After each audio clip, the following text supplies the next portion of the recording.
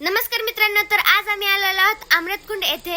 हे अमृतकुंड कुठे आहे तर हे अमृतकुंड आहे कर्नाटक आणि महाराष्ट्राच्या बाउंड्रीवर। आणि याचा विशेष सांगायचं म्हणजे इथे स्वतः सीता माता स्नान करण्यासाठी आलेत आणि त्यांच्या सोबतच प्रभू रामचंद्र आणि ते लक्ष्मण ते मंदिर आहे मित्रांनो, जिथे माता सीता स्नान पण झालेत आणि हेच ते कुंड आहे जिथे माता सीता स्नान केलेत। आणि मी पण इथे आले स्नान करण्यासाठी आणि त्याच्यासोबतच माझं पोहणं पण झालं, एन्जॉयमेंट पण झाली आणि खूप छान वाटलं मित्रांनो।